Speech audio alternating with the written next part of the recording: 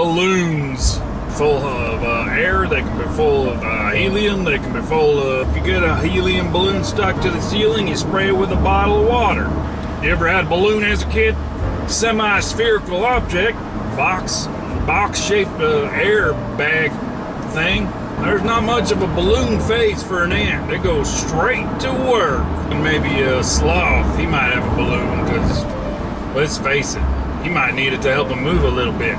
There ain't no sharks with a balloon. Not only do they got the sharp teeth that are prone to popping things, they gotta go underwater. So I don't think you're gonna find a lot of sharks that want to stick close to the surface just to hold the balloon and keep it alive. It gonna pop. Do you remember your favorite balloon? There's actually a very good movie called Balloon, and it's about some one country or another as being bad, and then people are trying to escape that country. And the only way to escape is to make a big giant balloon and float over the border all nice and high and silent like. If you've ever seen that lantern festival thing they do along the ocean, where they just light thousands and thousands of these flaming little lanterns and they send them up into the sky, it is a beautiful sight to behold. Alligator with a balloon, I don't think he could even hold it with them little bitty paws. Now a kangaroo could have a balloon. I think that's a thing from Winnie the Pooh. I think Little Roo had a balloon inside of the pouch. I watched a movie about the Hindenburg. Don't look that up if you want a good time. My point is, water balloons are a good time. You can't have them too small because then you're just throwing rocks at somebody. How many of you out there are fishermen? But nowadays you got all creepy crawlers and you got flip and flappums and you got macky crappums and you got all kinds of different jigs and jags and weights and bobs and bibs. You gotta have a squid jig, or you gotta have a trident hook, or a circle hook maybe, or a barbed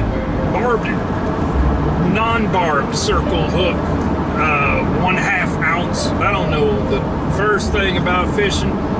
Fishing is a bigger mystery to me than most foreign languages. It's a bigger mystery than a flying carburetor stereo. You ain't trying to teach fishing schools a fish. You throw something in there real shiny and wiggly, and then whoopsie whoops, they got a hook through their lip. They got a new fish teacher every day, which means not a lot of education's going on in this fish school because the teacher's always getting eaten. So who's teaching the new teacher? The new teacher's probably just the oldest one in the classroom. Could be one of the students.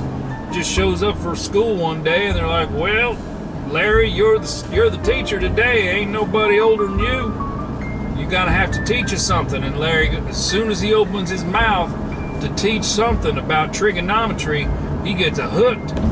He gets pulled right into a boat.